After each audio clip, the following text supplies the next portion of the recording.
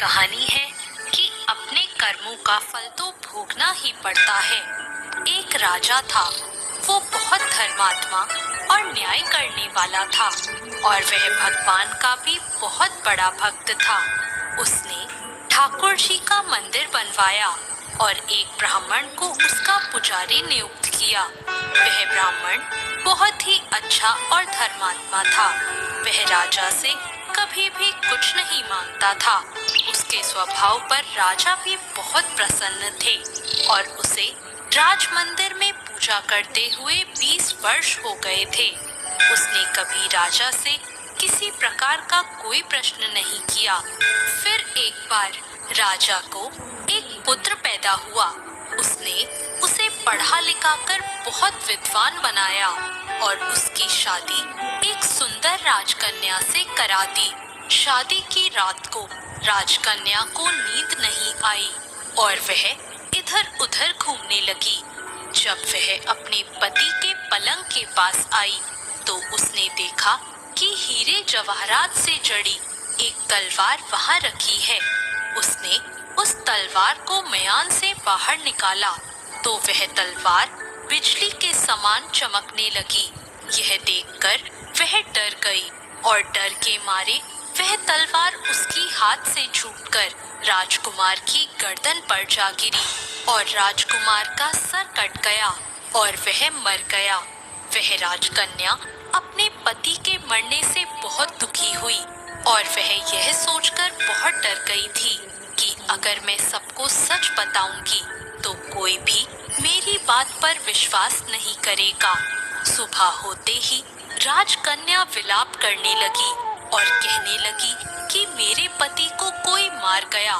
लोग इकट्ठा हो गए और राजा भी आ गया।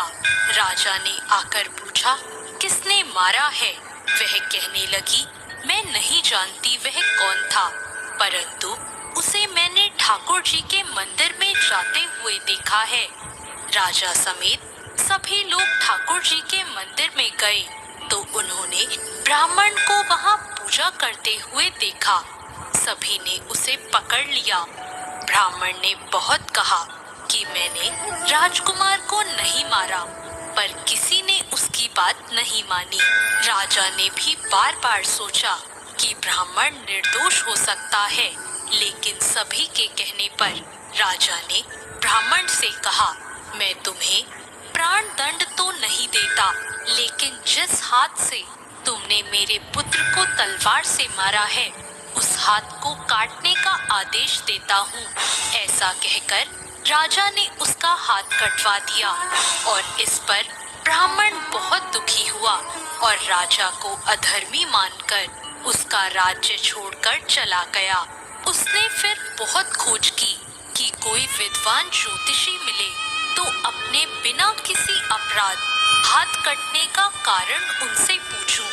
फिर उसे काशी में एक विद्वान ज्योतिष मिले। वो ज्योतिष से मिलने उनके घर गया तो वो ज्योतिष वहां नहीं थे। उनकी पत्नी उनकी आलोचना कर रही थी और उन्हें बहुत भला बुरा कह रही थी। थोड़ी देर में वो ज्योतिषी घर आ गए। उनके घर आने के बाद भी उनकी पत्नी उनका तिरस्कार कर रही थी, पर ज्योतिषी चुप रहे और उन्होंने अपनी स्त्री से कुछ भी नहीं कहा। इसके बाद वो अपनी गद्दी पर जाकर बैठ गए। ब्राह्मण को देखकर ज्योतिषी ने कहा, कहिए ब्राह्मण देवता, आपका कैसे आना हुआ? ब्राह्मण ने कहा, आया तो अपने बारे में पूछने था, लेकिन पहले आप अपना हाल बताइए कि आपकी पत्नी अपनी जुबान से आपका इतना तिरस्कार क्यों करती है? तब ज्योतिषी ने कहा, यह मेरी स्त्री नहीं, मेरा कर्म है। दुनिया में हम जिसे भी देखते हैं, भाई हो, पुत्र, शिष्य, पिता या कोई भी संबंधी, वो सब हमारा अपना ही कर्म है। अपना किया हुआ कोई भी काम, शुभ हो या अशुभ, हमें भोगना ही पड़ता है। इसलिए मैं अपने कर्मों को खुशी से भोग रहा हूँ। ब्राह्मण ने पूछा, आपने ऐसा क्या कर्म किया था? तो ज्योतिषी ने कहा, पूर्व जन्म में मैं एक कौवा था। और आज जो मेरी स्त्री है वो एक गधी थी जिसकी पीठ पर एक फोड़ा हो गया था और फोड़े की पीड़ा से वह बहुत दुखी थी।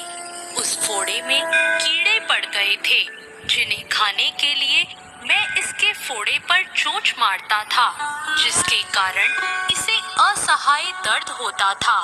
एक बार इसकी पीठ पर चोंच मारते हुए मेरी चोंच इसकी हड्डी में घुस गई और यह दर्द से तड़प उठी।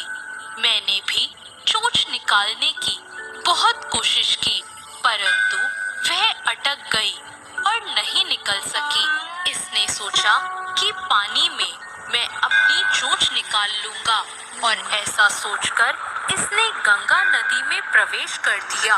गंगा का प्रवाह तेज होने के कारण हम दोनों बह गए और बीच में ही मर गए।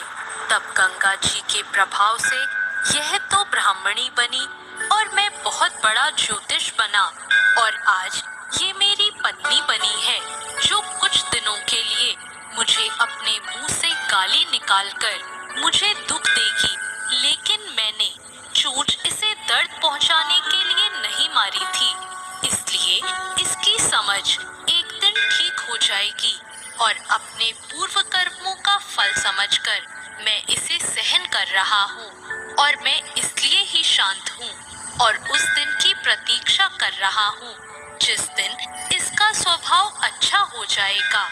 अब आप कहो कि आप यहाँ किस लिए आए हो? ब्राह्मण ने अपना सारा समाचार सुनाया और पूछा, अधर्मी पापी राजा ने मुझ निरपराध का हाथ क्यों कटवाया? ज्योतिषी ने कहा, राजा ने आपका हाथ नहीं कटवाया, आपके कर्म ने ही आपका हाथ कटवाया है।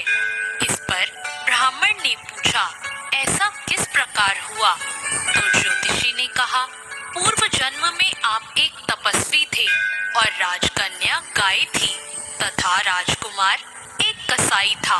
जब कसाई गाय को मारने लगा तब गाय अपनी जान बचाकर आपके सामने से जंगल में भाग गई। पीछे से कसाई आया और आपसे पूछा कि गाय इधर तो नहीं आई। आपने जिस तरफ गाय गई थी उस तरफ अपने हाथ से इशारा किया तो कसाई ने जाकर उस गाय को मार डाला। इतने में जंगल से एक शेर आया और गाय और कसाई दोनों को खा गया। कसाई को राजकुमार और गाय को राजकन्या का जन्म मिला एवं पूर्व जन्म में किए हुए कर्म ने एक रात्रि के लिए उन दोनों को इकट्ठा किया। क्योंकि कसाई ने गाय को हंसिए से मारा था, इसी कारण राजकन्या के हाथों गलती से ही तलवार गिरने के कारण राजकुमार का सर कट गया और वह मर गया। इस तरह अपना फल देकर कर्म निवृत्त हो गया और तुमने हाथ का जो इशारा किया था उस पाप कर्म ने ही तुम्हारा हाथ कटवा दिया। इसमें